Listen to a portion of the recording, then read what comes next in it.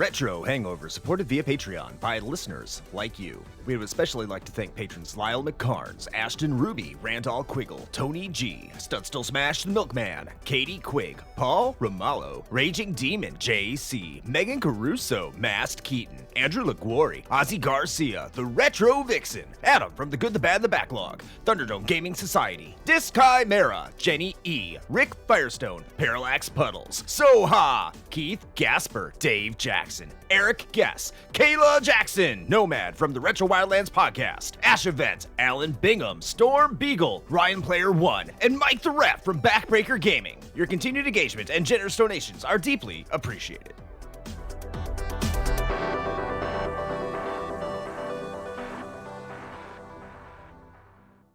Open your ears and crack some beers. You are listening to the most recent episode of Retro Hangover.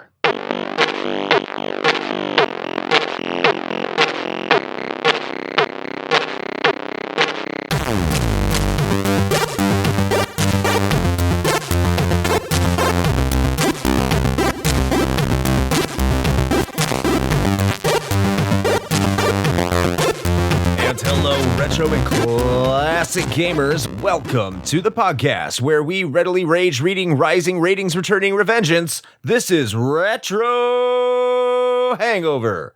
I am your co-host, Chris Copleen, with special guest Adam from The Good, The Bad, and The Backlog. And, as always, your host, Shane. Sombrero Dick Dragon!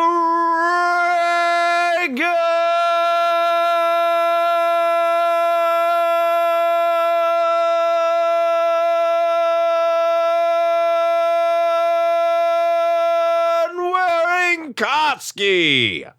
Adios, muchachos. Wow.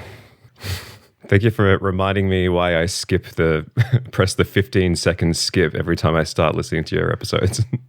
That's assuming we leave that in. That's a fantastic sales pitch for the show. That's great. Thank you, Adam. I'm glad you're here. Hey, I listened to the rest of it. How much this shit sucks for the first 20 seconds. To be fair, I listened to the rest of the episode, just to that one little 15-second snippet I skip. Yeah. I'm a terrible promoter of my own show. But welcome to that show that you are listening to right now. Thank you for listening to this show. We are doing an episode on Metal Gear Rising: Revengeance, which you probably already knew because you pressed the play button and it's in the title. And there's probably a nice little picture showing something related to the game. But welcome, everybody. Welcome back to the show, Adam. And Shane, how are you doing? I'm like Donnie. I am out of my element. I'm like a child that wanders into a theater. I don't know. I'm recording in a different space now with a completely different setup. So this is either going to go really well or the people at home are not going to hear this because the audio will get lost to time. I could go either way. Yes. One of those possibilities is definitely going to happen. I have a good feeling. I'm willing to bet. Mm-hmm. Adam, I was looking through our backlog. I'm like, surely Adam has been on one of our main episodes recently. I was digging through it, and I was looking through it, and I found out the last time you were on a main episode of ours was Nier. Which was like 2 years ago. I know, and I just never got invited back because I sucked so bad. It's an open invitation, you twat. Hey, look, all right, I'm a busy man. So wrapped up in all the good King of Games content. That's what it was. That's what absolutely. It is. Yeah. I mean, how could I be a part of that legendary quality after hearing how good King of Games is? What? I don't know what I'm talking about. Yes. Yeah. No, actually, truthfully, it's because I thought you guys had a restraining order on me, so I was like, oh, better keep my distance for a while. But I'm glad to be back. I mean, listen, if our Twitch, or should I say lack of Twitch affiliate status, gives you any indication, we're generally too lazy to do any of that. And given that you are on the opposite side of the globe, we just figure that it's like Linux. It's like security through obscurity, Like we're far enough away that I don't think we have too much to worry about. True. And the last time I saw you, I actually took a locket of your hair without you noticing. So I'm satisfied for a while. Why I'm getting all of those weird, sharp pains. That makes sense. Yes. Voodoo doll. I guess that makes me a terrible partner too, because if we had a restraining order on you, I've been on your show like 3 or 4 times since then. True. So I'm like one of those creepy partners that like they file that and then they come over for, you know, that afternoon delight or whatever the case might be, just to get that sweet loving. And then when you come over to their place, they're like, "Get away from me," and call the cops. Yeah, it's a secret thing. No one was supposed to know about that. I just released those without your permission. So you were just a booty call, Adam. But story now of my life. we're making it right. We're making it right. We're making it right. Good. Thanks. Yeah, pleasure to be back. Thank you very much for having me. And apologies if my voice is a little raspy, but I may still be drunk, but I am currently hungover. So Perfect. yeah, I mean, retro hangover. Perfect, right? Yeah, so it's appropriate. You prepared. We should start making that mandatory for all of our guests. Oh, my last. You're a actually, trendsetter. I have an episode that just came out, or will be coming out at the time of recording, where I am legitimately drunk. So that's going to be a lot of fun. Very awkward. I feel like we're at an age now that I don't think I can do that. I don't think I could do it anymore. Like when we started this thing, that was part of the whole deal, right? And we've had people bring this up before too, where they're just like, for a show called Retro Hangover, you sure don't have a lot of beer. And I'm like, yeah, it started that way, and then I got old, and I don't like feeling crappy later. So yeah, I like feel that. Carbonated water now. That's where I am in my life. I also like carbonated water, but I call it Coors. Yeah, lightly fizzed. Yes. I mean, at least I try to hold up my end of the bargain. I'm usually pretty buzzed in this recording. Jesus! As long as you're holding that up for us, I do my best. And I just take a whole shitload of ketamine. Not really. Is that a horse tranquilizer? Man, I am looking forward to the day when I'm out of the military for various reasons, but one of them is I'm going to come on one of these episodes one day and be completely blitzed, and this would have been the episode for it. It's unfortunate that it's this close. By the way, before we get into what we've been playing lately, because we've been bantering and waffling a long time here, this is a Patreon poll episode. It was recommended by Randall. Randall makes fantastic Quiggle. Yes. Makes fantastic recommendations. So, Randoyle, we are very happy that you made the recommendation for Metal Gear Rising because a lot of other patrons also wanted it. So, thank you, Randall. We look forward to more of your recommendations, and thank you for being a patron at the HD level, which is fantastic. Thank you so much. Amazing. Thanks, Randall. The Gray. But let's get into what we want to do on this podcast before we get into the main topic, and that is what game have we been playing lately? So, Adam, you are our guest. It's been too long since you've been here. Gotta ask, what have you been playing lately? Good question, Christopher. Yeah, God, what have I been playing lately? So I think obviously I played this game. I've been playing a little bit of Alan Wake for an upcoming episode of ours. But other than that, just for myself, I very stupidly, while I was very busy, decided that I needed a game to distract myself from the stress of working life. And I picked up Slay the Spire again. And that... Oh, no. Yeah. So I had a couple of very sleepless nights where I was literally just sitting in bed playing until 2 a.m. And I was like, fuck, this is a mistake. This is a very bad mistake for this time of my life. So I had to drop that. Actually, the last time I dropped it was because I was too addicted that it was affecting my waking life. So dropped that. Then I picked up Disgaea 5 on Switch because I had played that 3 or 4 years ago and hadn't touched it since then. So I continued my save where apparently I've already done 40 hours, but I don't remember a single thing. So I'm just going through Disgaea.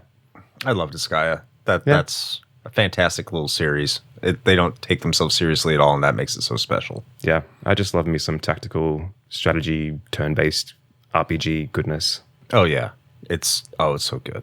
How about yourself, Shane? What have you been playing lately?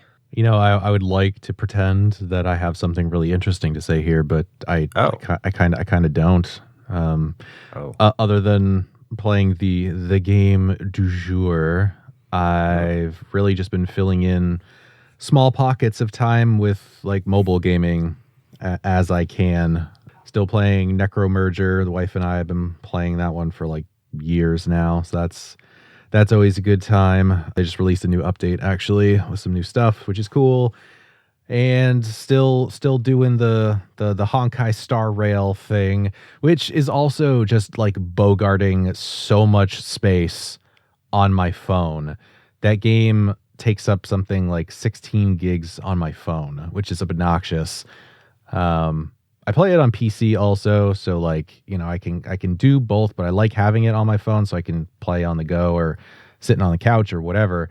And I have this first world problem of having to remove other things that I wanted to get to playing just so that I had enough space to download the last patch that just came out for Star Rail like a couple of days ago.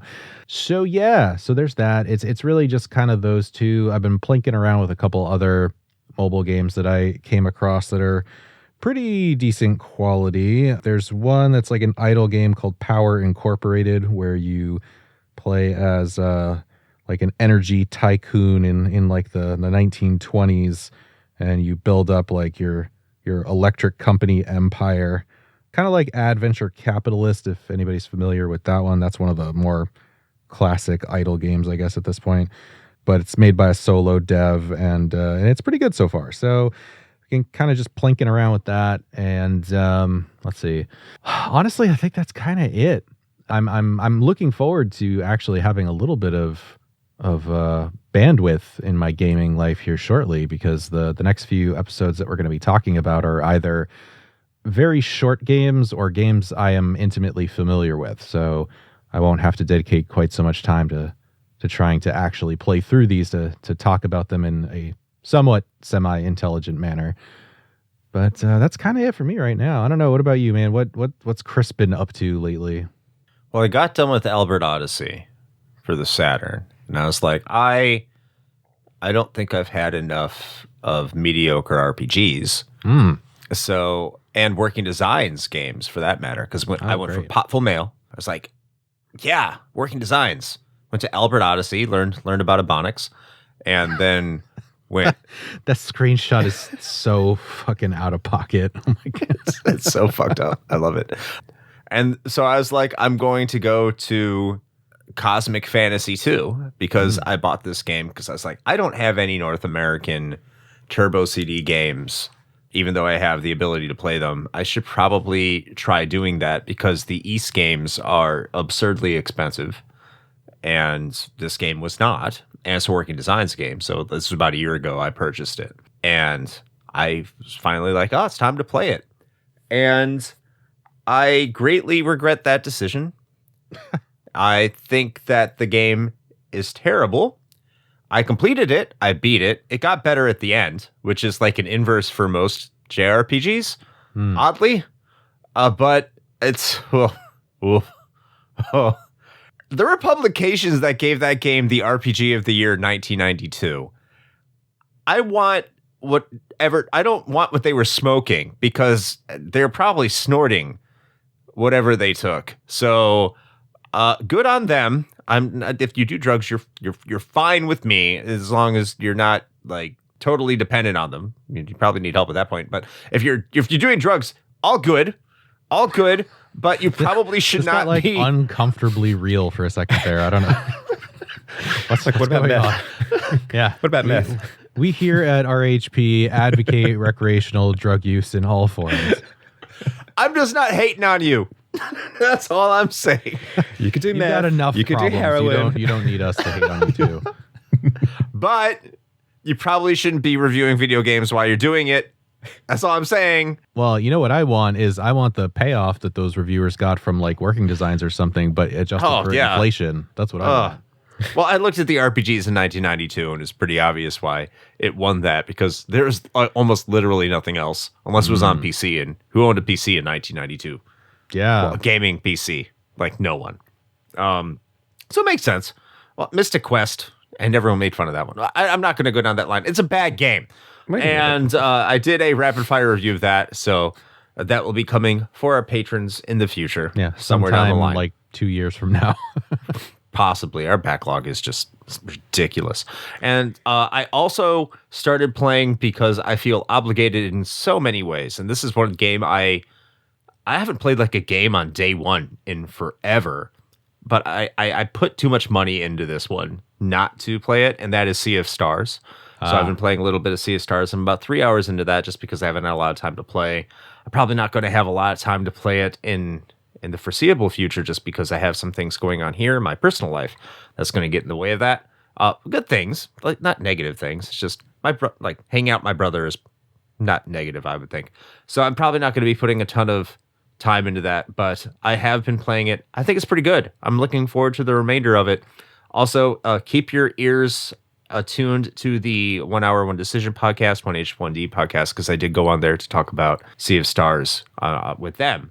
What I thought of the first hour. And if you're really, really big into this game, you might not like what I have to say. But yeah, head on over there and see what that's all about. But that's what I've had going on. Yeah, mediocrity and obligations towards my own terrible financial decisions. Well, hopefully not terrible.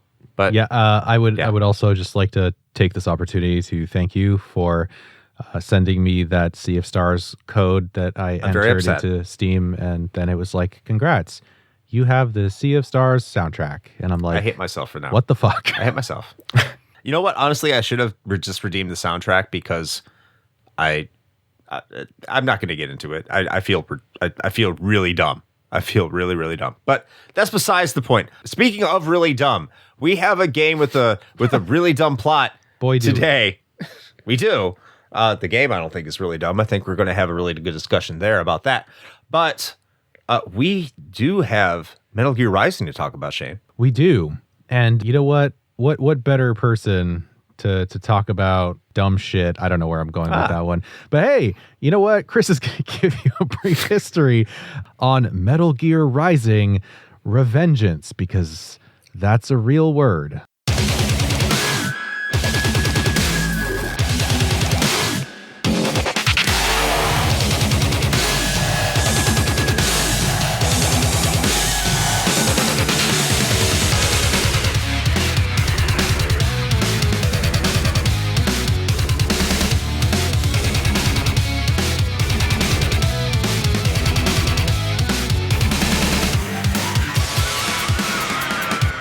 Making a side game to a major franchise can be an exciting prospect, but the question usually boils down to, can it be anywhere near as good as the main series, or will it be some throwaway trash? This question was on the lips of many a Metal Gear Solid fan in 2009, shortly after the release of Metal Gear Solid 4, when Hideo Kojima hinted that a new game in the series would be coming out. While initially Kojima wanted to make a game that would feature the boss and her team, as featured in Metal Gear Solid 3, that idea was scrapped due to the fear that the staff on hand could not make it work. The focus would instead shift to Raiden prior to the events of Metal Gear Solid 4, and disclose the events which led to his transformation into a cyborg. The game was initially hinted at during GDC 2009, with it formally being announced at E3 the same year as Metal Gear Solid Rising. The signature tagline of tactical espionage action for the Metal Gear Solid series would be replaced with lightning bolt action, a play on Raiden's name in Japanese. It was initially announced only for the Xbox 360, although it was eventually revealed it would be coming to the PS3 and PC.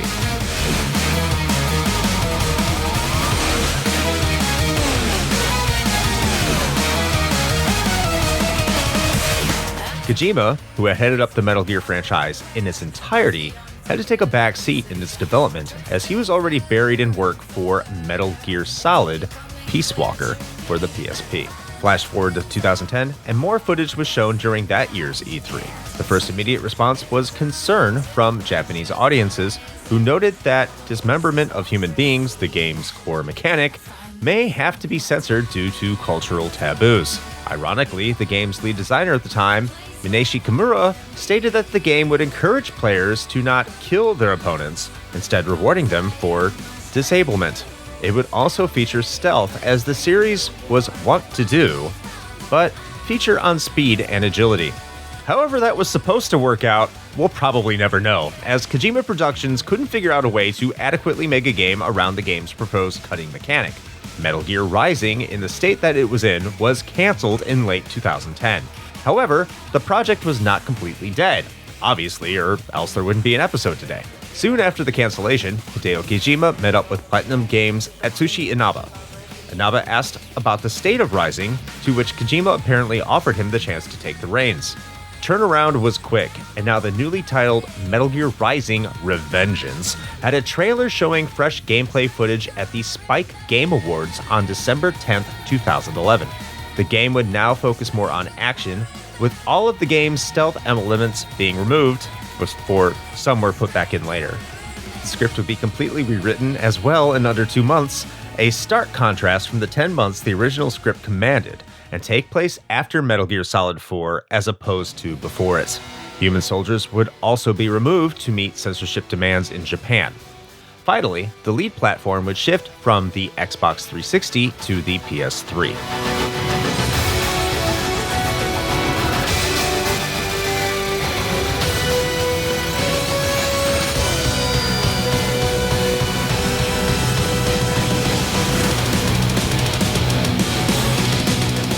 Prepped with a demo that would be included in the Zone of the Enders HD collection, a clever nod to the original Zone of the Enders, the full game would release in North America for the PS3 and Xbox 360 on February 19th, 2013, with Europe and Japan receiving it 2 days later, with the Xbox 360 version not making it to the land of the rising sun.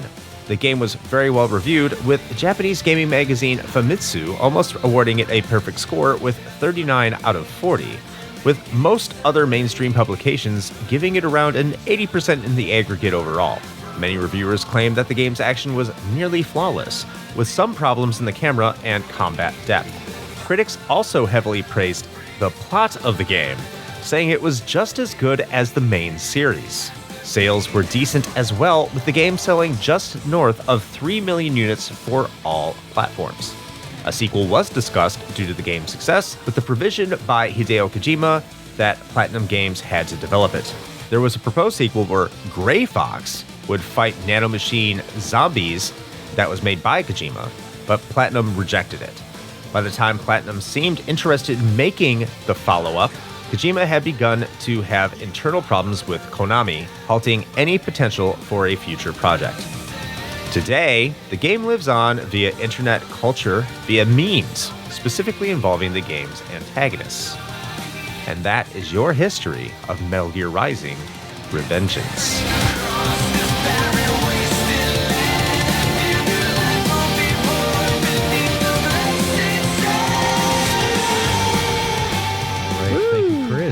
That brief history. And I have to wonder whether the critics who claimed that the story in this game is just as good as the mainline series, I can't figure out whether that's more of like just a complete misjudgment by them or some sort of like sideways critique of the mainline plot. Yes. Adam, you've played Metal Gear Solid 4. I think that was on your show. Yes. Mm-hmm. That game's completely fucking bonkers and off the rails too. Oh yeah. So it's yeah, not as entertaining though. No, nowhere near. Yeah. But it's still bonkers and off the rails. So you can make some parallels, I think, in terms of being as good in terms of quality. Yeah. That might be what they're referencing. Yeah. I mean, didn't you just say that Peace Walker was the game that came out before Metal Gear Rising? I think the last release. Yeah. Kojima was working on Rising at the same time that this was being developed, yeah. Oh, okay. Well, I would say, without a shadow of a doubt, the story of Metal Gear Rising is like 10 times better than Peace Walker. So maybe Okay, that's makes why sense. they're impressed. Like, it's a step up from the abysmal story of Peace Walker. That sounds horrible, because I remember like Peace Walker being received very, very, very well, and for you to say that, and I trust your judgment 100%. So, Well, yikes. I mean, maybe we can dovetail this into the whole thing about personal experiences, because I mean, on my show, we are making our way through the Metal Gear Solid franchise by chronological release order. So we started with, obviously, Metal Gear Solid 1. We skipped all the Metal Gear games and stuff, but we've played it in sequential order of release, and Peace Walker was the one that we had just finished before we played Metal Gear Rising. And it was actually one of my favorite to play, but one of my least favorite in terms of like story. So yeah, it's a good game. It just ain't that entertaining. I do think this is a great spot to point out that Metal Gear Rising being right after Metal Gear Solid is completely coincidental on our part in terms of main episode releases, because Metal Gear Solid was the last one. And that was because we usually have a placeholder for our Patreon episodes, and just happened to fall there. But if you do want a good series, a really good series on the Metal Gear Solid franchise up to this point, yeah, go check out Good, the Bad, and the Backlog, which I would tell you to do anyway, because they've covered all these games. You are right. That's a good segue into personal experiences. And because you've had pretty much an entire series on this, I'll let you speak last on this, because it's probably the most informative out of the three of us. And I'll start out here with Shane. Shane, what's your personal experience with Metal Gear Rising? Man, I sure did play this game this week. That's, Okay, thank you. I mean, that's it. I don't know what else to tell you. Like, we were just like, yeah, we're going to talk about this game because the patrons want it. And I was like, all right. I know nothing about this other than the one clip I saw on YouTube of that completely ridiculous and yet totally awesome boss fight. And I was like, I mean, I'm in for it. Like, this looks like a good time, looks like a fun ride.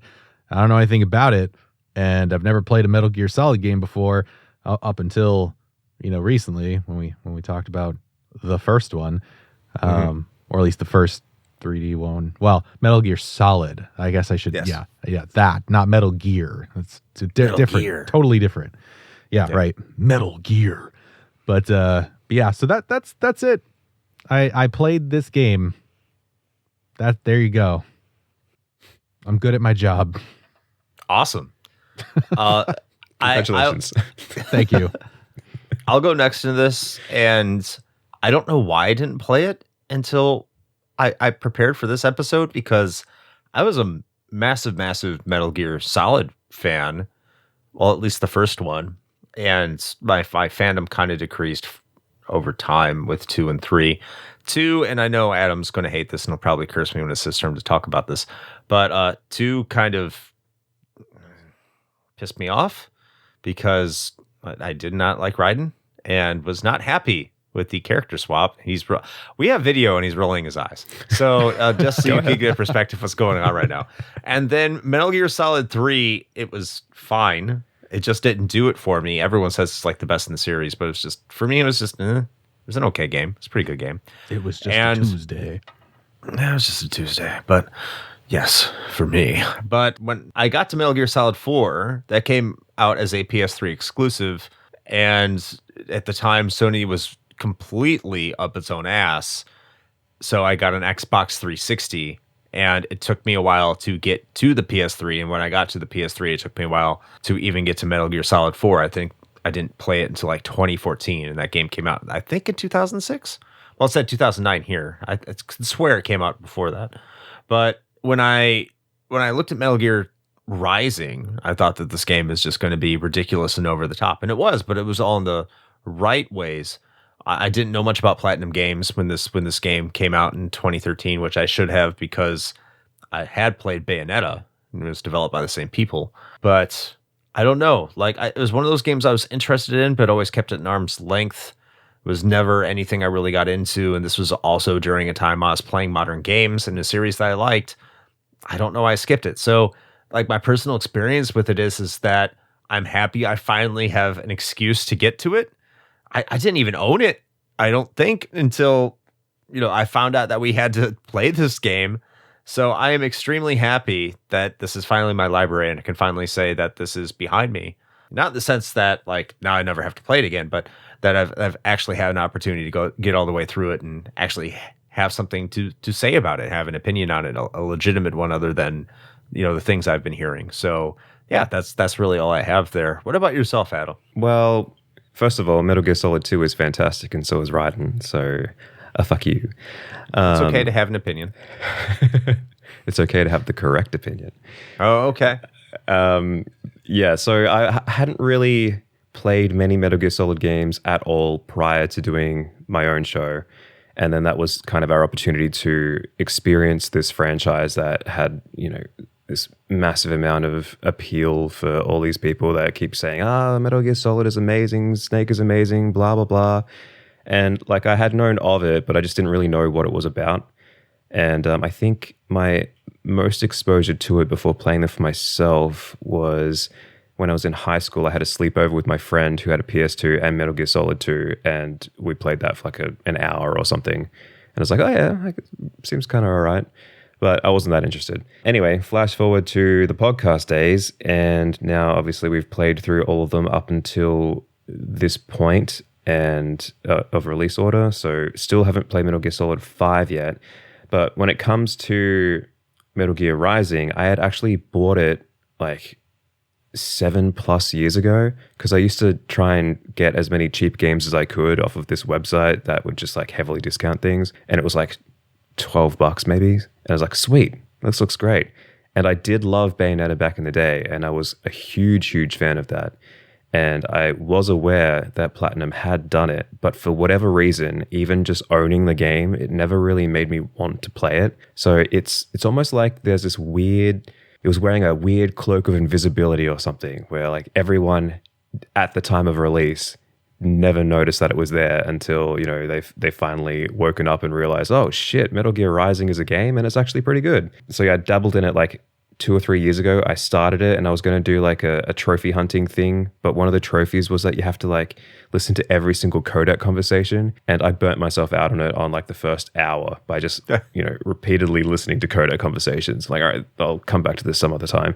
And then podcast was happening, and then I knew that we're going to get to it eventually, so I put it off until last week or the week before, and now I finished it. So pretty much all of us are just getting this fresh and putting fresh eyes on this. Like, there's no nostalgia here, which I think that's really good. Like, we're going to be able to really talk about how this game holds up in current year as this game is being published. But It's also unusual. It is also unusual. Like, no one really has a ton of nostalgia for it. That's great.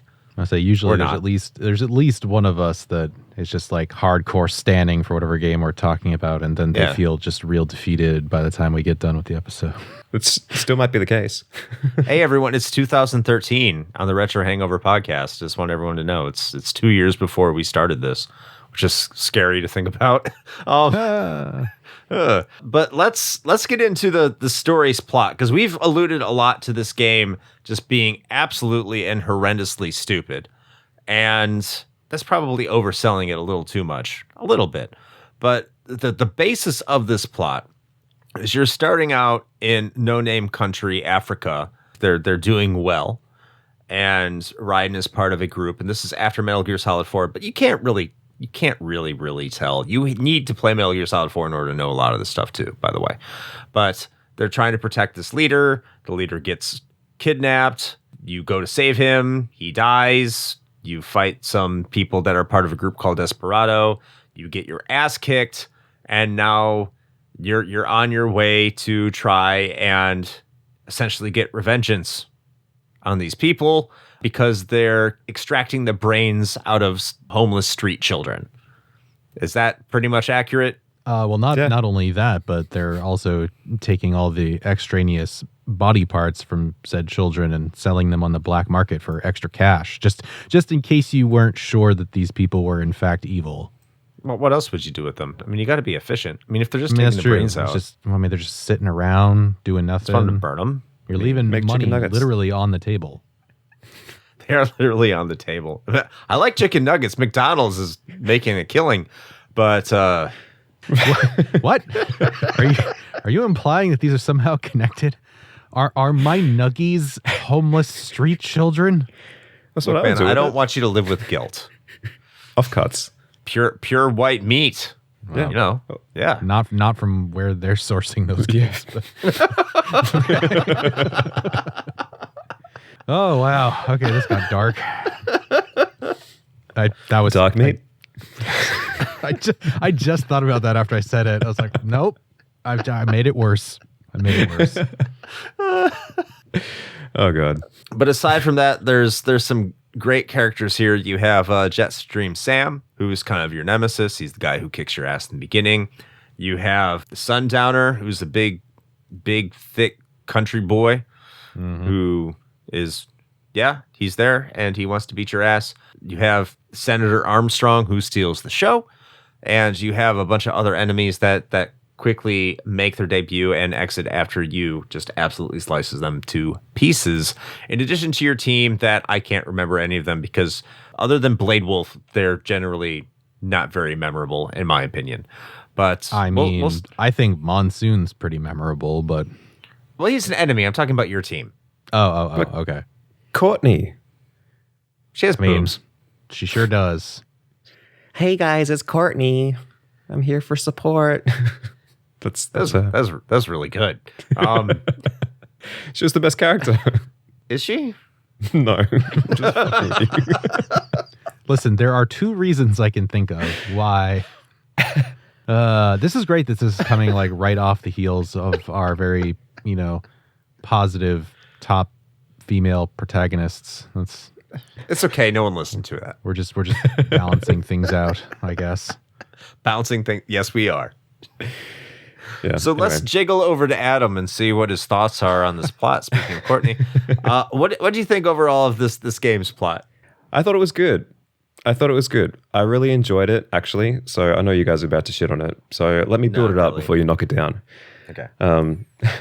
But I liked it quite a lot. I thought, as far as like Metal Gear Solid stories are concerned, it's not the most convoluted out there, and it was pretty simple and easy to understand. There was no like big sweeping ridiculous plot twists and stuff about this character is secretly this other character's second nephew's brother's doctor's gynecologist or something. There's not these weird connections through all these different characters. It's just very simple and easy to understand, and it was like a piece of bread that is transporting the delicious sauce into your mouth, or the dip or something. You know what I mean? And the dip is the gameplay. Yeah. Actually, Vegemite is disgusting. I hate that. But no, yeah, I thought all the characters are really interesting. Most of them, especially Courtney, who coincidentally actually looks like a complete copy paste of that blonde chick from Dead Rising, I think. Unless I'm completely misremembering it. There are parts in this game as well that had a massive like cyberpunky feel to it and made me like flashback to Ghost in the Shell, like particularly the brain casings and stuff. I was like, this is very like 90s cyberpunk anime, but given like a facelift. So yeah, I liked it. How about yourself, Shane? Yeah, I think for the most part, I actually tend to agree. I mean, it's ridiculous, but that's kind of why I like it. I think the fact that it doesn't seem to be very self-serious. Like, I think it's very much aware of what it is and embracing that, I think makes it that much better. I will say there are a few points where it's crossed a line a little bit I felt like maybe it was a little less self-aware and more try hard. Like, it got a little cringy in a few spots, but for the most part, I actually really enjoyed it. I think Adam's right. Like, it's, especially when you're talking in relation to the more mainline Metal Gear series, from what I understand, based on, what I've read or what people have told me, because I obviously haven't played the other ones, this is definitely a lot more, for no pun intended, but cut and dry, in that it's very easy to follow. There's still a lot of like just totally bananas things going on and completely over the top personalities and all that, but there's nothing that kind of just, at least in my opinion, there wasn't really anything that just had me kind of sitting there going like, I have no idea what anybody's talking about.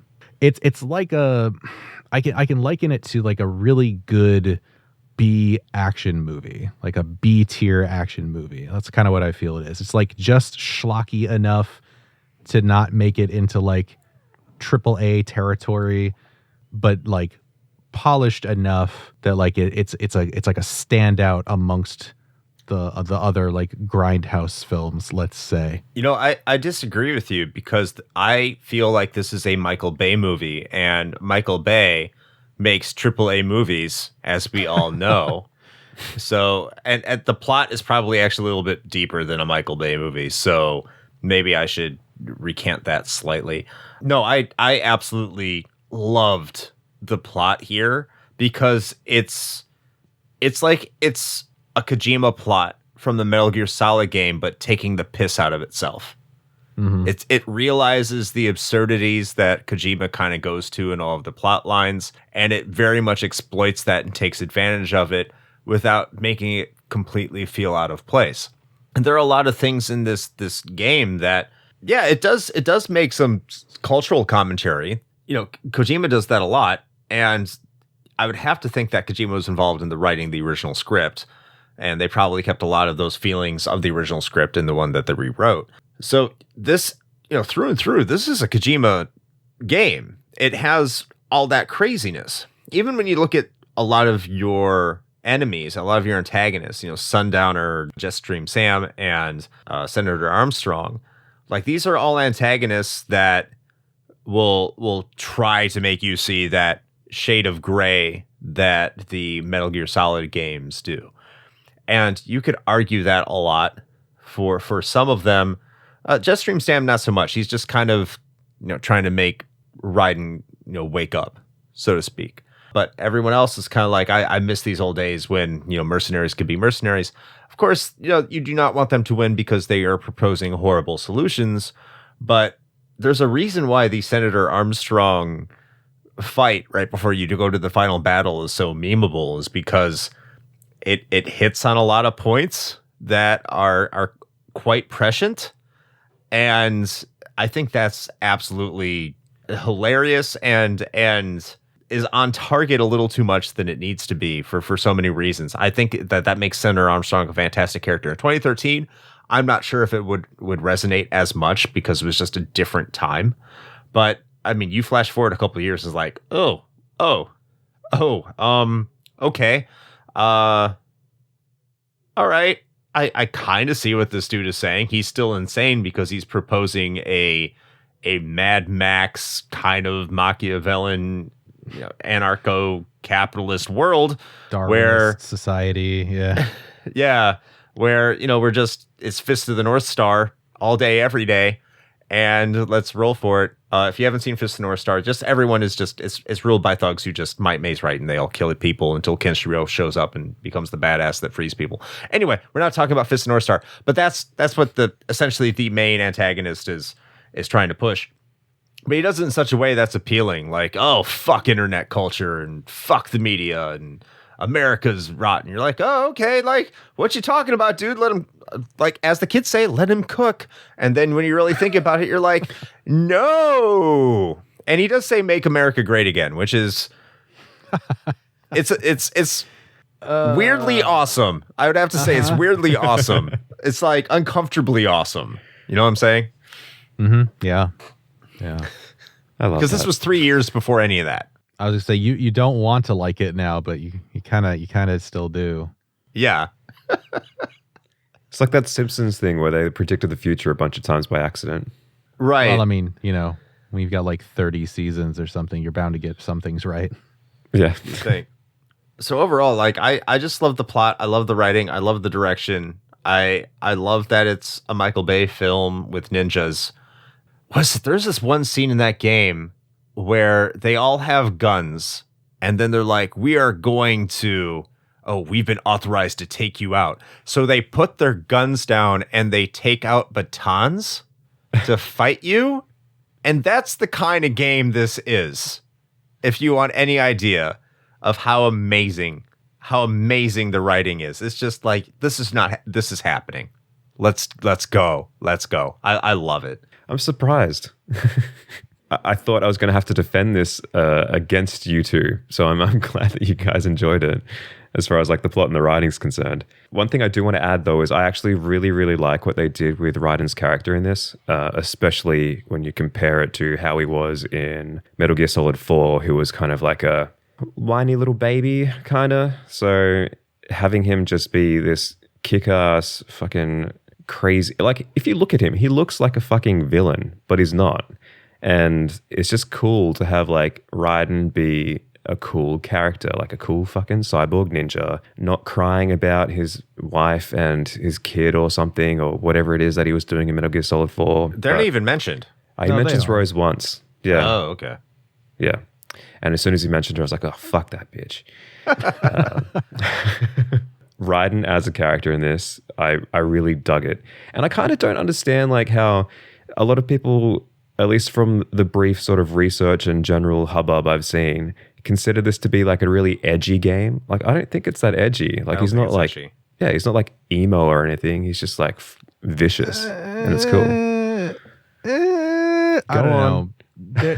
That's okay. So, you know, a few moments ago when I was talking about how it borderlines cringe on a couple of occasions, this game rides that like edgelord line real close, and for the most part it doesn't cross over it. But that moment, actually I think it's when he's fighting Monsoon and he's like basically like, now I gotta go all out, like you're gonna see Jack the Ripper, it's time. And I'm just like, okay, this is a bit much. Jack like is back, baby. Yeah, yes, that line. It's like, Jack is back. And I'm like, oh no. But it has character context, because that was has like context, but the delivery of it is like a 13-year-old in a Korn t-shirt. Like, it's I can't. Okay, fine. I'll give you that. But a little part of me was transported back to being that 13-year-old in a Korn t-shirt. I was like, have a lot of room to talk, but you know. Yeah. But I was like, I love this. This is so teenage me. But yeah. So it was edgelordy. So there it is. Okay. Well, I will say it wasn't edgelordy until the Monsoon fight. Yeah. And even then, there's not a lot of real, all the exposition from there with Raiden. And yeah, Raiden does become a total edgelord after that fight. But most of the plot exposition you're getting from that is not coming from Raiden. It's coming from his antagonist. It's coming from Sam. It's coming from Blade Wolf, who's your partner, who's your partner, if you want to call it that. It's coming from Sundowner. It's coming from Courtney. No, it's coming from Senator Armstrong. So like the edgelordiness is really toned down, even though he just puts it in overdrive, and that's about halfway, a little bit more than halfway through the game anyway. So I completely see what Adam's saying, but I do disagree with Adam here that even though I just agreed with him earlier, great. At that point, Raiden becomes a super edgelord, but that's also adorable. Okay, maybe it's just my threshold of like edginess is a lot higher or lower. It's different. Your tolerance is higher. Let's put Yes. Yeah, that's it. Yeah. Speaking of tolerance, I'm trying to make this a segue and I'm failing miserably, but let's talk about the gameplay here and how well we tolerated this as a platinum experience, which by and large is usually very hit or kind of miss. I'm going to start out with Shane here. Shane, what did you think of the gameplay? So overall, I actually thoroughly enjoyed it. I think the game controls beautifully, running, especially with the I don't remember what they call it now. Maybe one of you can help me. But the run mode where you basically run. just, what's that? Ninja sprint or ninja run. Yeah. Right. Yeah. Like the Naruto run. Yeah. So that is great because that's just like sort of auto traversal, sort of like Assassin's Creed a little bit. But I really liked that. I think the combat for the most part is great. I will say, and this has nothing to do with the game, I don't think. I think it's largely just me. I almost immediately regretted not turning on easy auto parry mode when it asked me to, because I suck at that, as it turns out. And a lot of these encounters were probably needlessly difficult because I don't think I successfully parried like at all. I just got my ass handed to me and I relied on like the healing items and using EM grenades to stun people because I was just the worst at the parries. Interesting. And you're the Dark Souls dude. I thought. Yeah, I don't ever parry in Dark Souls. That's what I don't like that gameplay. That's why I never finished Bloodborne, because it's built around that and I don't like it. No, I'd rather take the sword and board approach or dodging or blocking, but parrying, I hate parrying. Yeah. I would like to also say I am the Dark Souls Bloodborne person as well, and I 100% agree. I hate parrying in those games. Wow, really? Okay. Yeah. Well, I guess Sucks. that's a good segue into you here, Adam. What did you think of the gameplay? Were you hating on the parrying? Yes. I actually really, really struggled, especially in the first couple of chapters. I could not parry to save my life, and I think that's because I'm so used to having like a single button prompt, a single button command to actually do a parry or a block or whatever. And parry is your block. Parry is your block and your dodge and everything to avoid taking damage. And you have to like push the joystick and press the attack button at the same time to do it. So it just felt really unintuitive for me personally. But when I finally did get the hang of it, which was like halfway through the game, I actually did get good.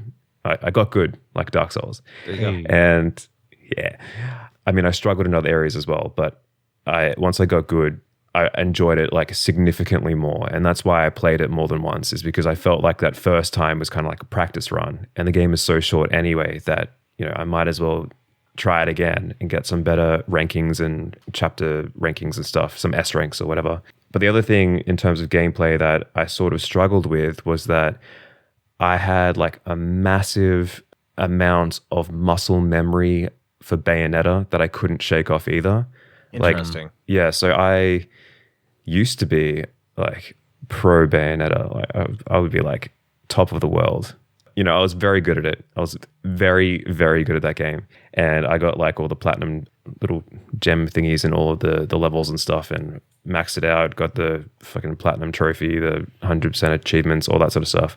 You rely so heavily on dodge in that game that I really, really struggled in this one because there is no dodge except for one sort of attack that you get, which is called offensive defense, which is like you have to buy a slash too. of yeah. It's not a default thing, so you have to like buy it, and then it's like a sword slash, and then Raiden jumps backwards a little bit, and that's considered your dodge. That to me is not good enough for a dodge. I wanted like a proper Bayonetta, do a fucking backwards cartwheel thing, dodge out of the way, and then start attacking. That's the gameplay style that I prefer. So I really struggled with that. But eventually, when I got the hang of it, I loved it. Yeah, I 100% agree on that. I completely despised the lack of like a dedicated dodge button. I struggled so hard with that because if I could put up with the fact that I suck at parrying, if I had the ability to actively dodge, like I could at least make up for it, but that's not really provided to you as an option, and you're sort of railroaded into just learning how to parry the way the game wants you to, and you don't really have much of another option, that it kind of felt bad. But even with that struggle, I still, overall, I thought the gameplay was pretty solid. And no pun intended, but we haven't even talked about like the slash mechanic at all. But I got better at that roughly halfway through the game as well, because I just went like banana pants mode every time and was just like, I'm going to slash 100 times like on every one of the things. And then what woke me up to the fact that I shouldn't be doing that was one of my like compatriots coming over the radio on one of the missions and being like, yo, you didn't get a single one of those left arms I asked you for. And it was just because I was just like going ham on every single one of the enemies, not realizing that I should actually be a lot more tactical about slashing in like the spot that's highlighted with the red to be able to pull the stuff out to regen, but also to get those cyborg arms with the data inside of them. So yeah, I probably missed out on some stuff. but I got the hang of it eventually. So I'm gonna counter both of you, and I'm just gonna say that I love the parry.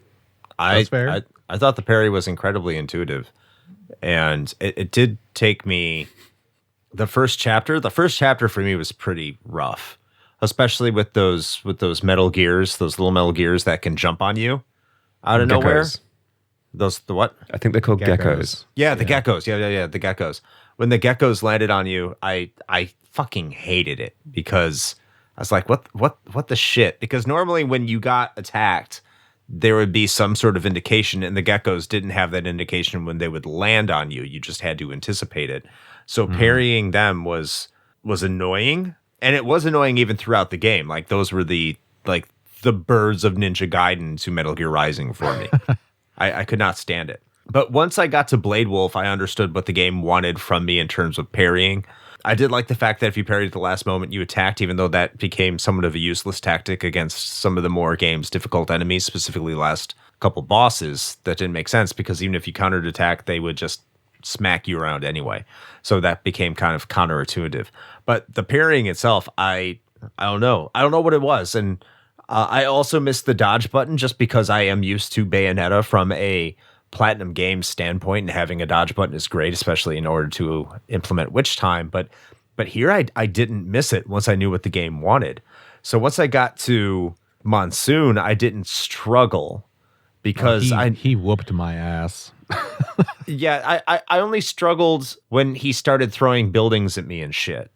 Because that's when you have to go into the free time. And I didn't have any real problems with slicing and dicing fools prior to that. But then when it asked for specific ways to cut in specific directions, and then you had to put it in combination with the camera angle in addition to how it wanted you to slice it, I could not entirely wrap my mind around that or do that quickly enough. It's probably also one of the reasons why I despise and can't play first-person shooters very much. It's a very similar mindset for me, and just making sure like I have to be very precise, and the sensitivity of the joystick and everything like that. I can't stand those kind of things. It also was one of major difficulty for the final boss. Yeah, it's interesting because I had no issue with that at all. And when you mentioned the FPS thing, I'm like, that might be it. Yeah. No, I mean, well, also during that Monsoon fight, I mean, you have unlimited energy or whatever, so you can just you can just spam it, and you don't run out for those like sections. So I didn't know you had unlimited energy. I just kept getting smashed at those sections. Like, yeah, at least I had enough healing items. I was asking if you played on easy, because on normal I thought I ran out of energy in those sections.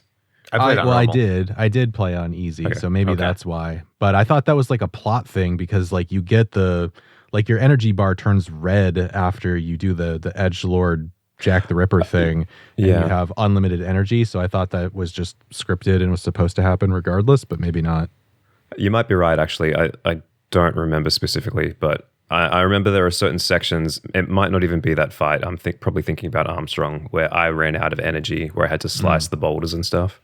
Yeah. Oh, yeah, no, I think that was the other fight. But Sundowner was a big pain in the ass too. Yeah, but it is. I guess that is interesting that we kind of struggled with different parts of it. So the other thing that I wanted to mention, which I found amusing, at least for me, especially because we played this game so close to Metal Gear Solid, it could be because this is a much more modern game, and so it's a little bit more intuitive. That could be part of it. But what I found really amusing, like right off the bat, is I was way more effective at actually being stealthy in this game than in Metal Gear Solid, and I feel like that's backwards. It's very backwards because I thought the stealth in this game was complete shit. Really? I thought it was awful. I did way better because like you could, especially with like the B button prompts, like where you could do like the leap off of a ledge on top of somebody and do like the insta kill, or like just walking up behind them and hitting B to do like the instant backstab kill. Like I was way more effective at being stealthy that way in this game than doing it in MGS. Weird. I couldn't do it. I struggled. Yeah, like I could do it occasionally. Whenever I did it, I was like, oh, this is a lot of fun. But it really came down to is I thought just fighting motherfuckers was a lot more fun than doing the stealth element anyway. Like just sneaking around. Like it got to the point where like, yeah, crowd me. Give me like 4 or 5 dudes. Have them try and gangbang me here. And I'm just going to counter the shit out of them and rip their spines out, because that's so cathartic and aesthetically pleasing to me that like stealthing up on them was just, it wasn't, first of all, it just took too long in my opinion, and it was annoying, whereas just combat was just so much more fun. See, I think that might be the difference there, because I struggled so much with the parrying. So I was just like, you know what? I'm just going to sneak up on these motherfuckers and just stab them to death. Makes the sense. downside of that, though, is, and I think this is an oversight personally, but if you backstab any of the dudes that are highlighted to have like the data in their arm, you know, that you're supposed to collect, if you stealth kill those guys, you lose that. You straight up do not get a chance to get it at all.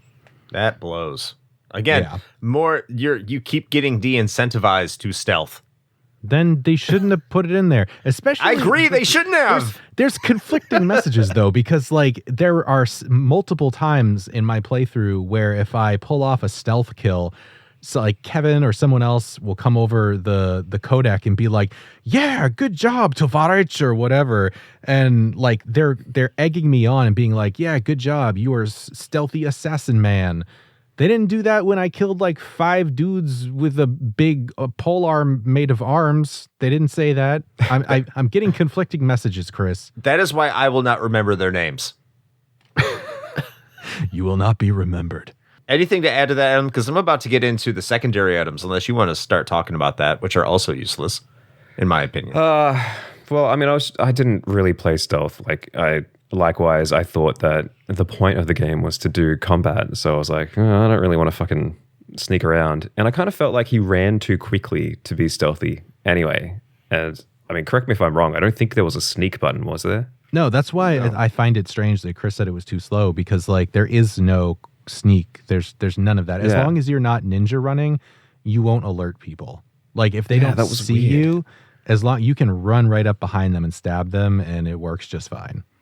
Okay. I think it's probably because I'm used to, if I'm thinking of a stealth situation, I want to be sneaky. I don't want to just like run up behind someone. And half the time, like I'm really careless when I enter situations anyway. I'm just like, run in there. Everybody can see me. And then they just all attack me anyway. So I give up on being stealthy. And it's the same with first person shooters. I'm just like, I'm not going to peek around corners and stuff. I'm just going to run into a room and hope that there aren't 10 guys aiming their guns at me. Leroy and then run back out.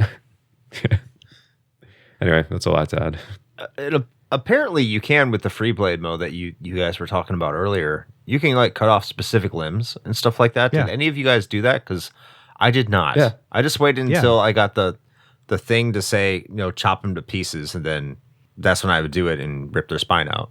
I never used it for any other reason. Well, their limbs will highlight like that really light, like pale blue color when it's vulnerable, and you can go into the blade mode and like chop off limbs and stuff. Yeah, I got impatient with certain ones, especially the larger guys. So I would just attack them long enough until their limbs would highlight, and then I would like lop them off at the leg so they couldn't fucking come after me anymore. Are those like those big gorilla motherfuckers? Yeah, those guys were such a pain in the ass. They were. See, that's why you just stealth kill those guys. I could never sneak up to them. They'd always find me for some reason. I was just like, let's go.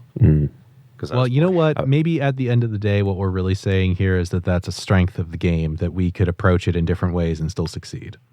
Yes. Yeah. Because the game is a lot of fun. Now, when it comes to upgrades, because you could upgrade after every level, was there anything you all focused on with your upgrades? Just the static bonuses first, like the overall like endurance and whatever the other one was, energy. Like I prioritized those, and then probably just my main sword upgrades, I think. I prioritized weapon damage and then a couple of the moves, and then it was health and energy was kind of last.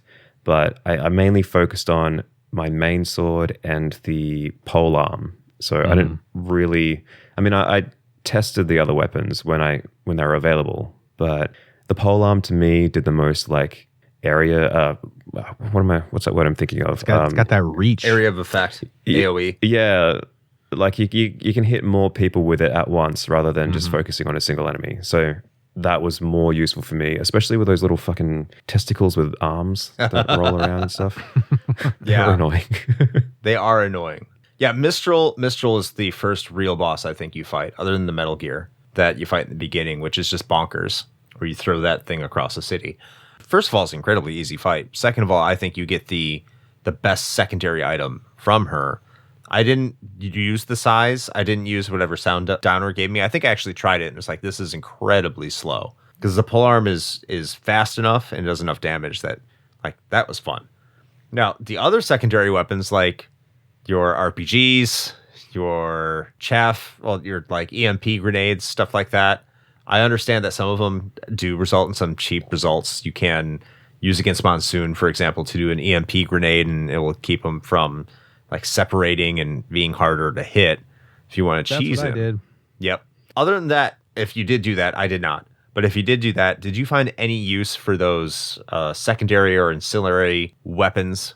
Or you just avoid using really. them? Yeah. No. That's kind of my feeling on I too. might have used the anti-air missiles like once really early in the game before I realized that I can just jump up and slash the shit out of things. But I think that was about it. I 100% used the homing missiles for the helicopters and stuff because they were annoying. I was like, I don't want to, like, by the time I ran to go and jump up and slash it, it had already moved. So I was like, fuck you. I'm just going to shoot you with this missile thing and then call it a day. So yeah, I used those. I didn't use any grenades. I don't remember if I think that's it. Like, I didn't use anything except for the missiles. So I guess that's an interesting like segue into which suit did you guys use the most? Suit? Yeah. Which suit? You got several different suits. Did we? I didn't. Yes. I got one suit. What?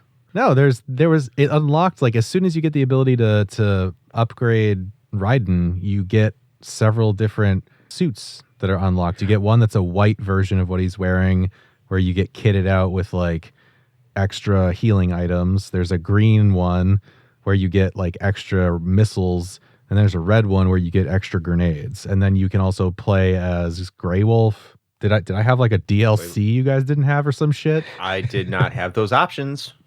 Oh, okay. I got the bougie version.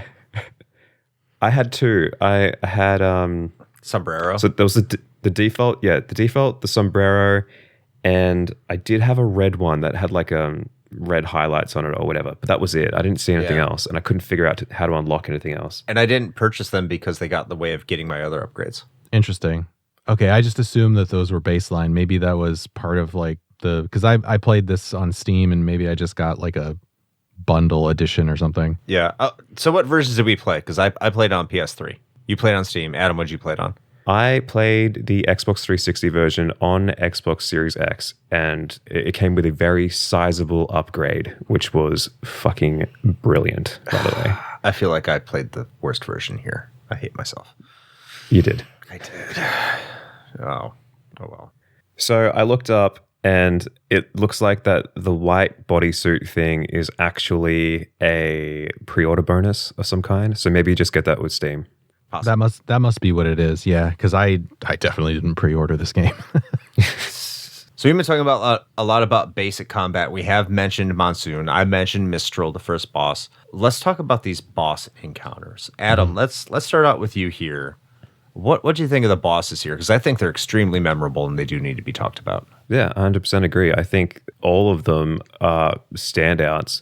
I think my favorite, though, actually is the Minstrel. Yeah. Or is it Mistral? Anyway. Mistral. Yeah, she was my favorite, even though, like you said earlier, she is ridiculously easy. I think that's probably why it was my favorite, because, like, she has a set sort of routine that you need to learn in order to beat her, but each time you hit a different section of the fight, it's like a new set piece and stuff.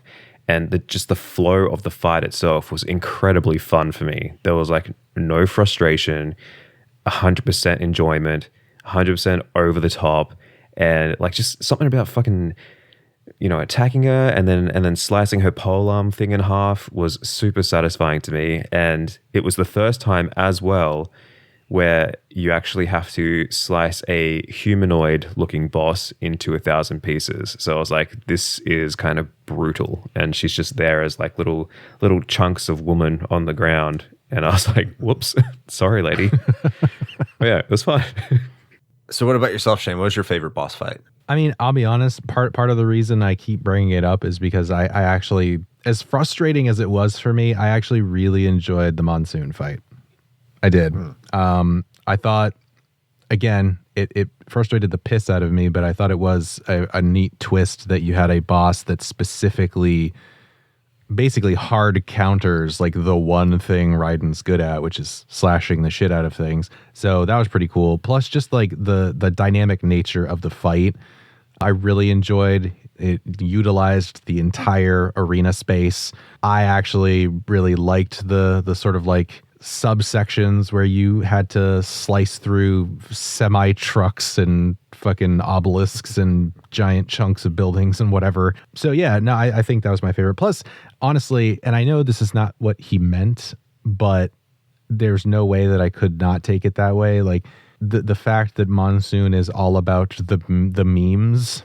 I was just the memes. I was just like, all right, yep, this game knows what it's talking about. It knows what it's doing. The soul of the DNA, Shane. It is, yeah. Is that what a meme actually is? I have no fucking idea. Because I can't remember what the context of meme is in this game anymore, but I know it's not an internet meme like we thought it was. No, right. It's not a picture of a dog that you're sending to your friend and saying to her. It's not that. But what is it? I don't know. I mean, so a very quick Google search. Although I like that the number one definition is in fact like a humorous image or video, but yeah. the real definition of meme prior to the internet was an element of a culture or system of behavior passed from one individual to another by imitation or other non-genetic means. Interesting.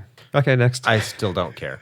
Yeah. I mean, that's what he intended it to be, but like there's no way that anybody playing this game is not going to be like, he's talking about Doge.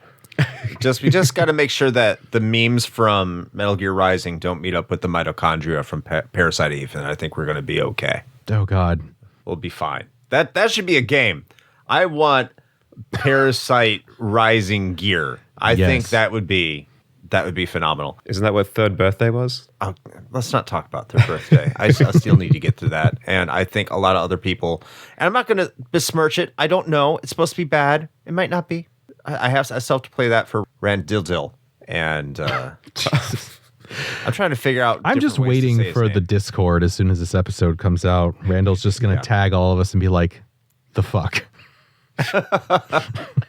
But my favorite boss fight was against Jetstream Sam, because I feel like that's kind of a culmination fight in terms of your abilities. I think Monsoon is really the real culmination fight, because you do have to parry in order to make it through that alive, or you're going to get just absolutely waxed. But the precision of which you can take down Sam, and that's another easy one, but it's not as easy as Mistral, but you also have to know the game's mechanics in order for that battle to be easy. If you don't know the game's mechanics, if you don't get into the more nitty gritty of it, it's going to be probably a little bit more difficult.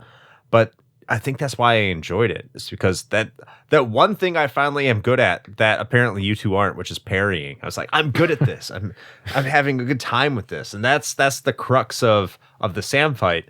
And just because it feels like there's more to Sam than that they really lead on. And I really feel like he's underdeveloped, and that's kind of a victim of the plot overall. But I did really enjoy that fight. The Armstrong fight was just good for the dialogue, of course. Of course. Overall, I thought that fight was kind of weak. And when you get to himself, it becomes extraordinarily cheap for a bit. Once you know what to do, it's not that bad. But it kind of throws things at you that I don't want to say you haven't seen before, because you pretty much have, but it feels like the difficulty ramps up way more on that fight than in any other part. As good of a fight as that is, and I'm more specifically talking about the very final form of Senator Armstrong at the very end of the game, the very, very final boss. The difficulty curve almost becomes a cliff. And that's saying a lot, because I think that also happens with the Monsoon fight, which is enjoyable, which I did love. And I think you saying Mistral being a good fight, that was also a really good fight. That was a confidence builder, because that is a fight where like all your little testicle hand people will be dropping health all over the place. So even if you're, faltering a little bit, you're not going to completely self-destruct. So great boss fight with Mistral. But I think overall, even the one with Sundowner, which I think is kind of forgettable, I think it gets better in the second half. But for the most part, I think the Sundowner fight is kind of lame. Aside from that, like, they're all really, really good boss fights, and they all are a showcase of just exposing how much you have learned.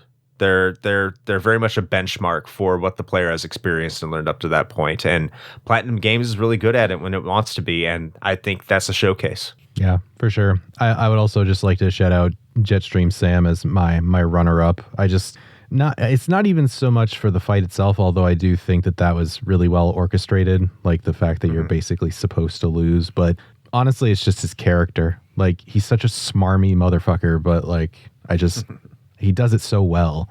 I agree. Agreed. And he's one of those, he's technically a bad guy, but I like him because he's a bad boy. And he's noble. It's not the kind of guy you take home to mom. He's going to cut my arm off and then spank me with it. Yes.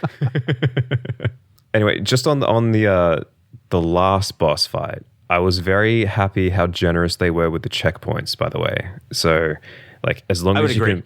Yeah, like, as long as you can make it past a certain point in the fight, you don't have to start the entire thing from the beginning again. As long as you've, like, reached that checkpoint, then if you die, whatever, fine. You get a second chance. Yeah, it's probably going to be tough and whatever, but at least you don't have to go all the way back to the beginning and try again. Yeah, that's the game as a whole, I would actually say, too. Yeah.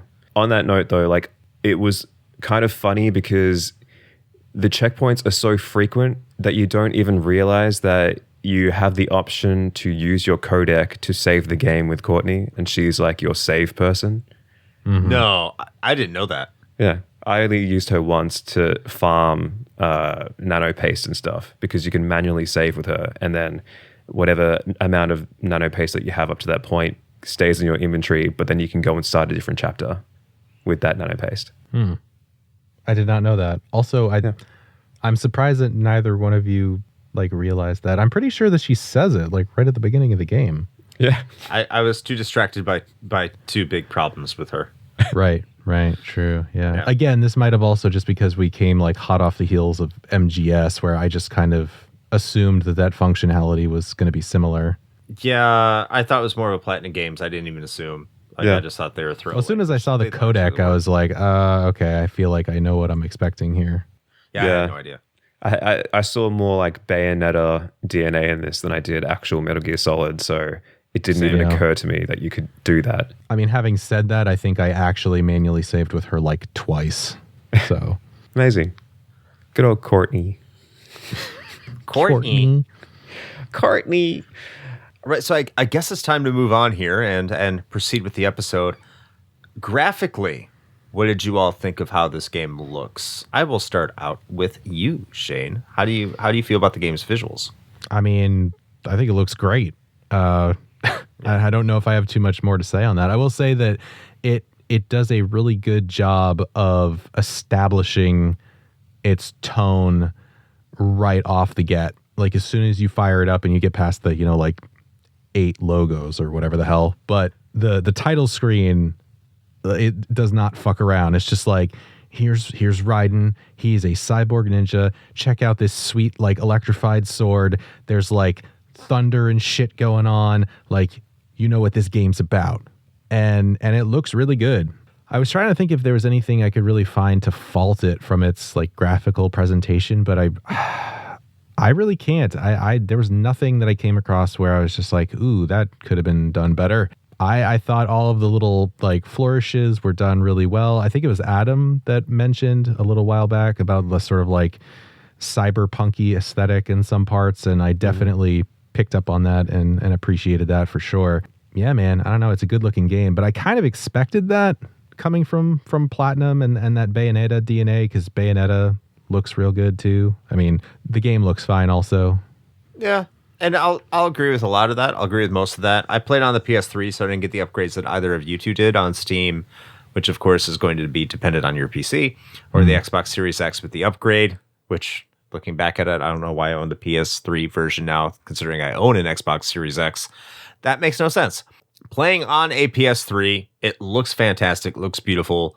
It's a PS3 game, whatever that might mean. Like, you could tell it's a PS3 game. You can tell it's a couple generations back if you've been playing anything more recent. But that doesn't necessarily mean it's bad looking, just because, like, law of diminishing returns over the past decade or so since they went to the HD era, like, things still look good from then.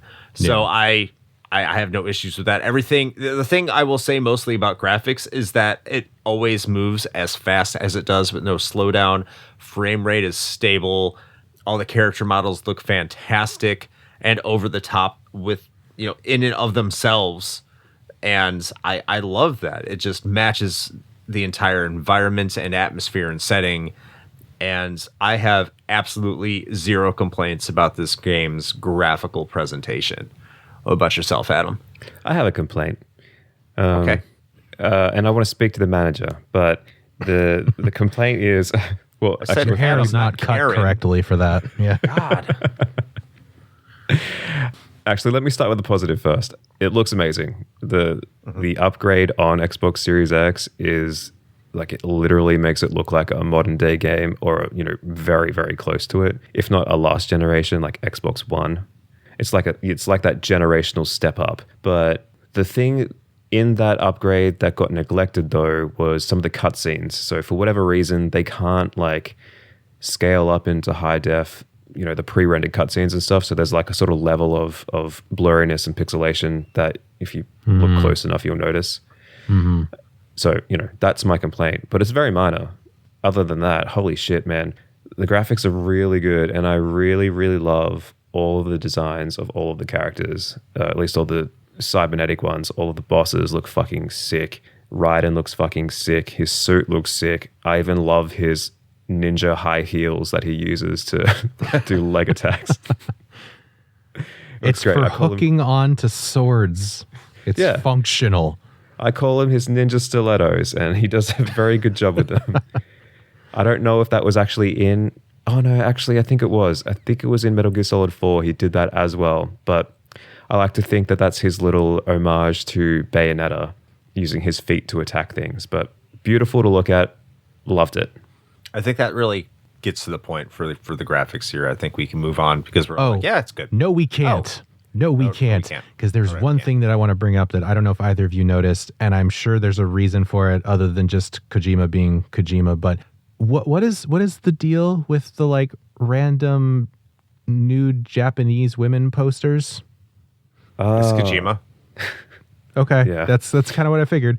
But like in a couple of the city levels, go back and play it. Yeah, in a couple of the city levels, there are like pinup posters stuck on the building walls. It's just one in each level, and all of the naughty bits are covered with yellow caution tape. Oh, that's right. And I have awesome. I didn't know if there was some secret, because like if you go into like your AR mode, right, that will highlight things that you can break or interact with. They get kind of that blue fuzzy digital fuzz on it, and those posters have that. So I was like, okay, is this just an oversight? Can I like cut these down? Can I interact with them? And you can't. So then I started thinking, like, is this some sort of weird Easter egg that I'm supposed to figure out? And I didn't figure it out, and I didn't look it up, so I don't know if it is. I'll probably look it up later. But I was just curious if either of you noticed that those were just randomly placed around. Yeah. I didn't even notice them. I did see it. I just didn't pay it any mind.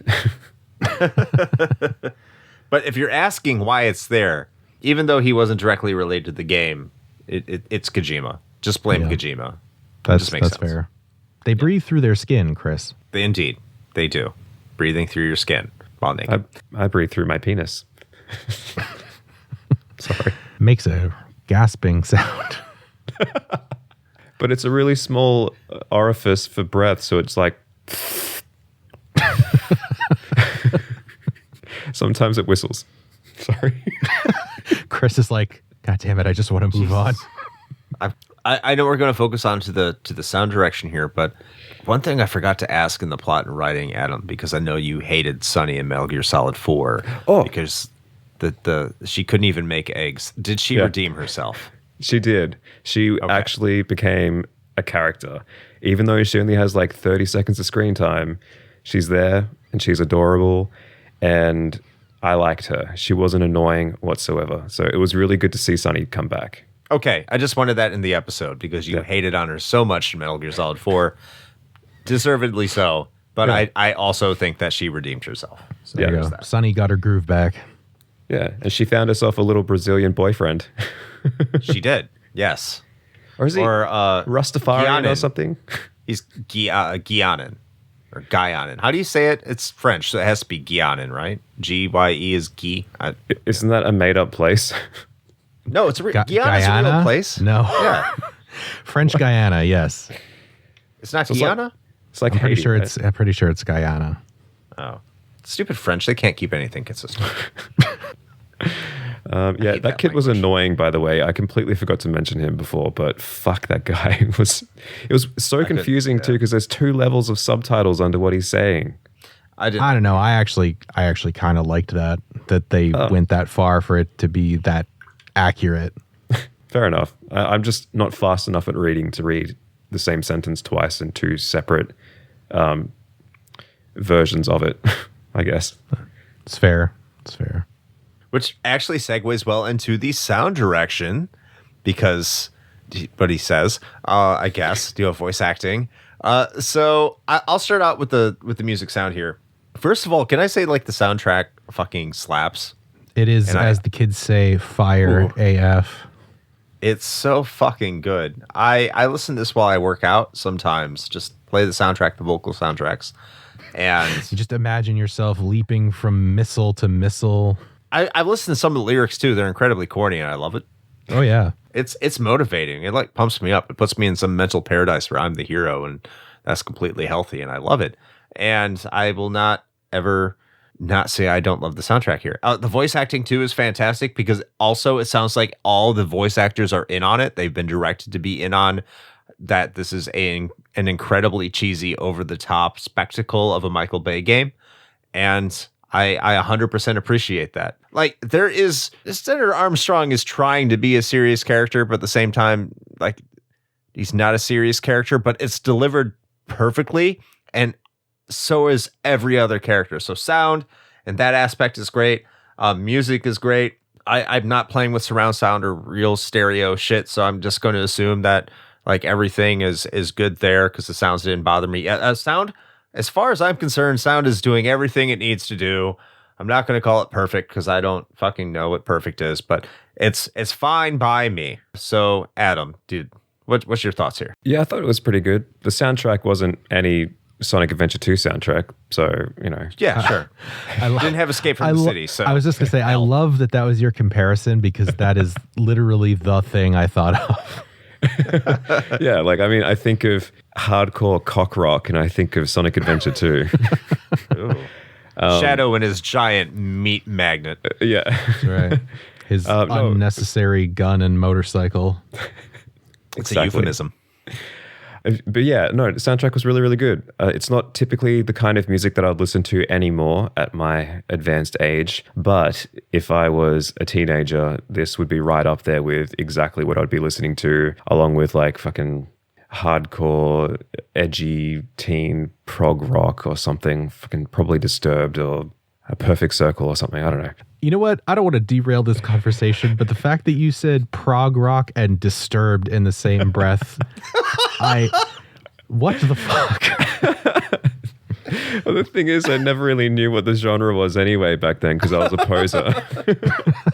And I still am a poser. I'll accept Perfect Circle. That's fine. But Disturbed, my God.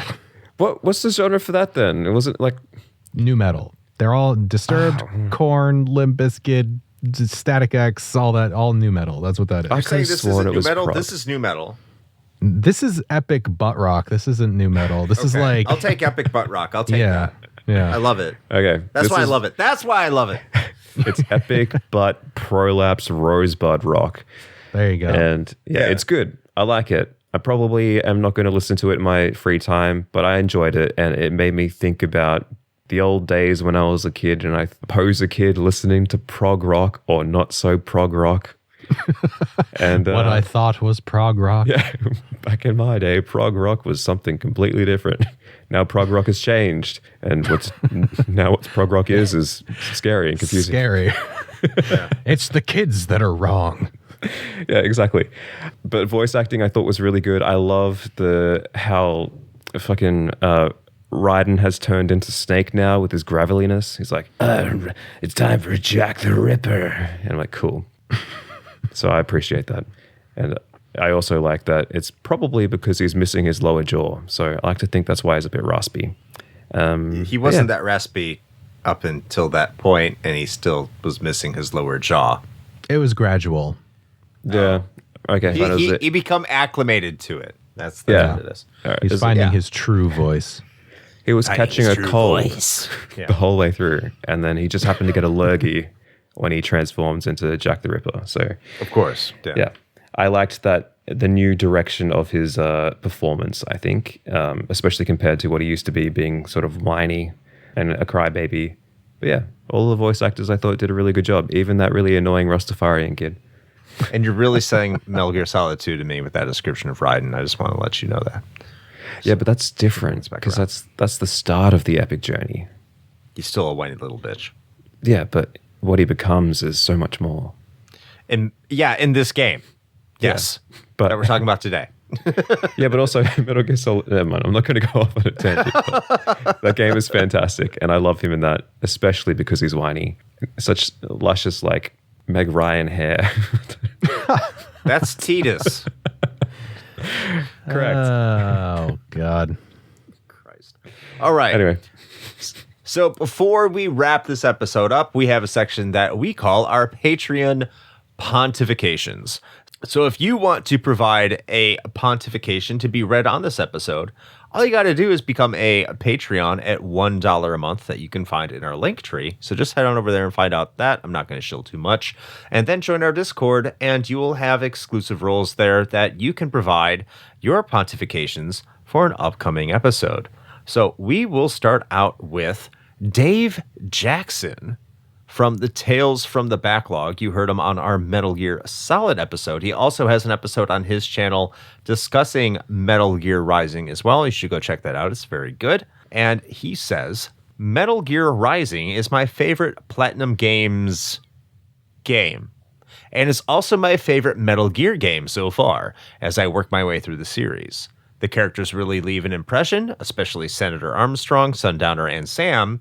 The soundtrack unironically slaps, and the combat system really sings once you get the key mechanics down. I very rarely replay games when it's not for my podcast, but I find myself replaying Metal Gear Rising once a year or so. It's enjoyed a resurgence as source of so many memes, the DNA of the soul, so I hope this drives more people to actually play it. It absolutely rules. Thank you, Dave.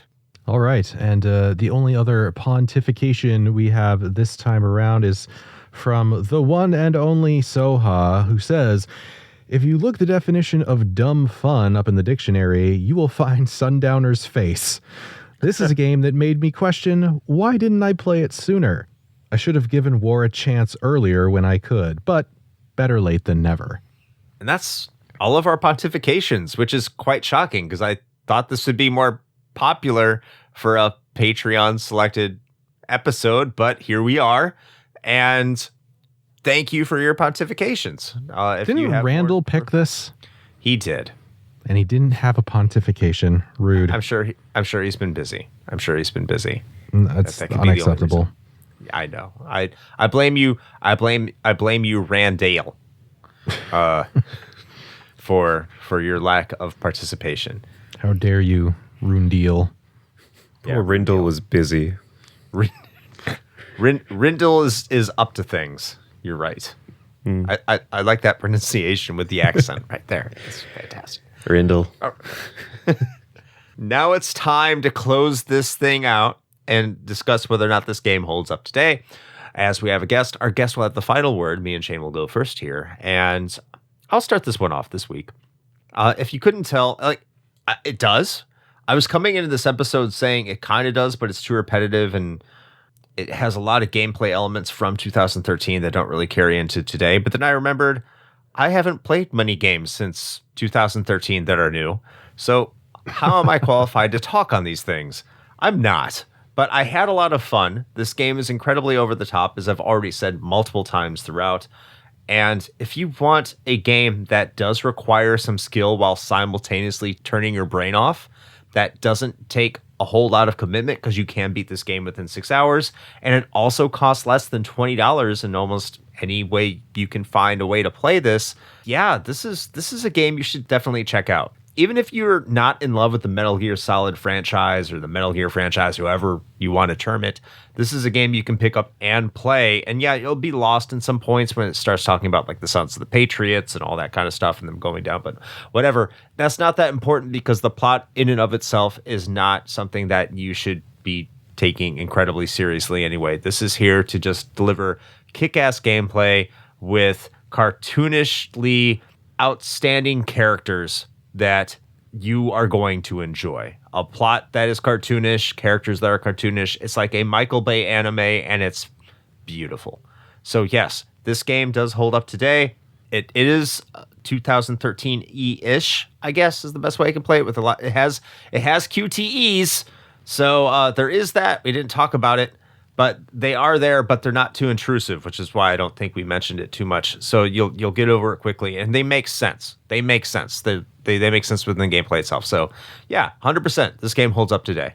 Shane? Yeah, no, I wholeheartedly agree. I went into this as I did with our Metal Gear Solid episode with some very strong preconceived notions of what MGS is, and I'm happy to report that I'm being proven wrong on both fronts. And so there was a little trepidation, I'm not going to lie, going into this when I learned that the patrons chose this one. I was just like, I don't know if I give a shit about Metal Gear at all. And I was also expecting some 40-hour game that I was going to have to sink a bunch of time into, but it is definitely not that.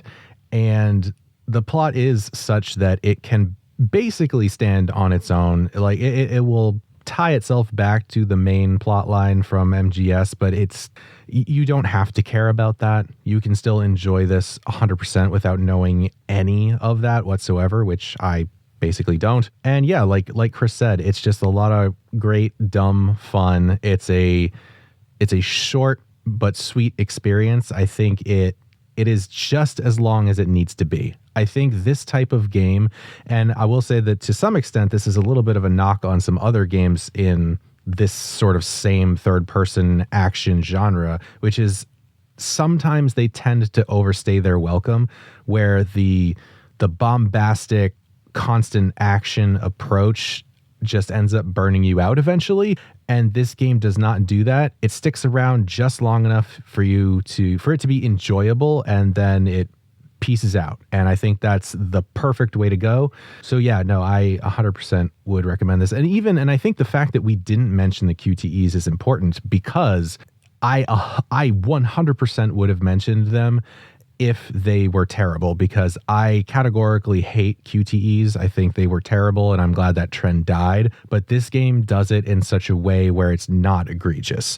And like Chris said, they make sense in context. They're not there just for the sake of it. Like, you're not going to be mashing X to open a chest or dumb shit like that. So I think it was all very well done. And especially with, the upgraded versions you can get on Steam or like Series X or what have you, it really does feel like a modern game. It's well worth the price of admission, in my opinion. Awesome. Thank you very much, Shane. Now, Adam, close this show out, sort of, with your opinion on whether or not this game holds up today.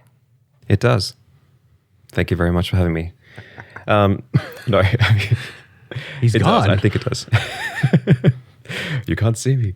100%. It holds up today. It is, like I said earlier, it really is like a modern game. And I'm surprised at this point that it hasn't been remastered and re-released several times over. But I assume that probably has something to do with fucking licensing agreements or whatever. But, it should be played if you have the opportunity to play it and the means to play it. And it needs a fucking sequel, because I would 100% buy a Metal Gear Rising 2 and 3 and 4. And should have been its own spin-off franchise. Like, it's solid as, and it's almost as good as Bayonetta. I think I prefer Bayonetta as far as like action games are concerned, but I think that's fair. Yeah.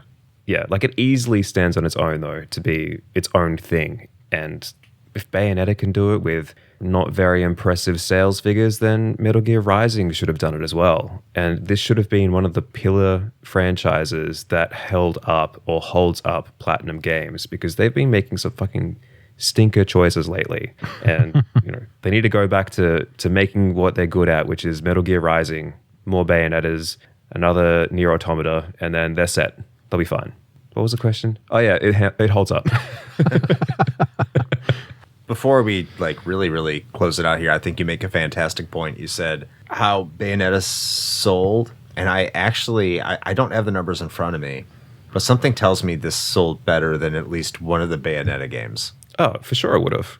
It sold 3 million units. I mean, that's 3 platforms in Bayonetta. Well, Bayonetta 1 was on 2 platforms, but I can assure you that it sold better than Bayonetta 2 on the Wii U. Oh, as a Wii U yeah, for sure. Yeah. Well, yeah. Yeah. I wonder if that's still the case, though, having been re-released on Switch. That's a good question. That's a really good question. That is still a good point. That's still a good point. Thank you so much, Adam, for stopping by. I know it's been a long time since we've had you on something that's not called the King of Games, and you should stop by more often. I do think we have you ready for something in 2024, actually. So looking forward to that, and maybe we'll see you more often in some other means that we can't officially talk about. In the meantime, I'll talk about it because you listeners don't know, but Chris and I are launching our own OnlyFans, so you can see a whole lot more of us. I have, he's given me some really good tips about how to wink with my butthole. I bet he's given you some good tips. He sure can also whistle. some really good tips and some really fucking never mind. Cut that bit out. I won't. That one I won't. You. It's on record. Ashton, cut that out. He can cut it out all he wants to this time. Damn. Anyway, thank you for having me. It's been a pleasure, and I look forward to being on another one in 2 more years. It's not 2 years. All right, James. Well, I mean, so we are contractually obligated to say that we are glad that you were here, and when we are required to have you back, we certainly will, as per the legal documentation is concerned. As far as what you do out there on the wild internets, how can people find you? Good question. I failed to mention that, but yeah, we all failed, and I thought I was going to have to get the Shane voodoo doll out again and start putting pins in it, but yeah, I'm glad that conversation steered to a positive. I mean, I have this spot like right on my neck. If you did that, I think you could really release some tension. So okay, it's actually an acupuncture voodoo doll, so I'm doing you a favor. Oh, thank you. All right. You can find me on The Good, the Bad, and the Backlog, which is my podcast, where both of you have been a guest on at multiple points. I have an old person link tree where you can find me, linktr.ee/goodbadbacklog, and you can find me on Instagram, X, Twitter, X thing. Shitter. The Shitter. Xitter. Shitter. Shitter. Okay. Yeah. And I have my own Patreon, but it's probably gross to promote that, so I won't. But if you want just rolling up on other people's shows, give me your money. Yeah. I mean, if you want, it's very cheap. It's very cheap. I have extremely cheap rates. I cater to the lowest common denominator. Well, I don't think our content is good enough to pay the big bucks. So, just charge $1 and that's all you need. But yeah, that's it. I have a Discord. Come into the Discord and have a chat because it's slowly starting to grow, which is nice because usually it's like a barren wasteland of old dudes talking about Australian politics and dental care. I was about to say, much like Australia itself. Yeah. Lack of dental care and just old dudes. But yeah, that's me. So thanks again. Yeah, absolutely. And as far as we are concerned, we also have one of those boomer trees. So if you want to find all the things that we do beyond just this here main show, because if you're listening to this right now, then well, that means you've already found us. So you've done the hard part, and then we make the rest of it easy. So you can just head over to linktree/retrohangover. It's linktr.ee/retrohangover, and you can find things like our Patreon or our merch store, perhaps, or if you want to check out our socials, you can do that. We also have our YouTube channel where we post the video versions of these episodes, as well as the VODs from us playing things on the Twitch television, which, speaking of contractual obligations, Chris is now going to inform you what it is that we do over there. So as Shane said, I'm contractually obliged by the government, much like the last episode, because it's still Metal Gear. So if I don't talk about this, I'm going to get assassinated. So if you head over to twitch.tv/retrohangover, you can watch us play video games like Wall Street Kid and American Civil War. We're not actually going to play those games. Please don't tell them. But if you head over there at twitch.tv/retrohangover at 9 p.m. Eastern Time on Sundays, you can have a good time with us. Please swing by at 9 p.m. Eastern Time Sundays. Twitch.tv. We'll play the unreleased Socks the Cat Super Nintendo game. Yes.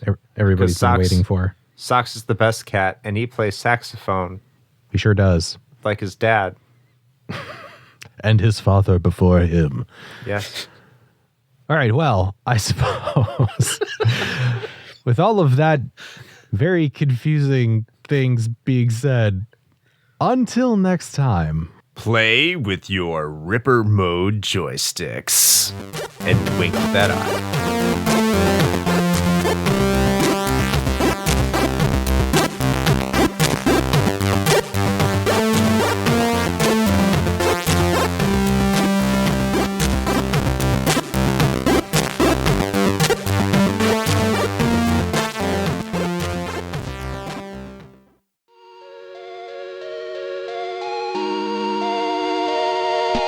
Shane here with a quick message.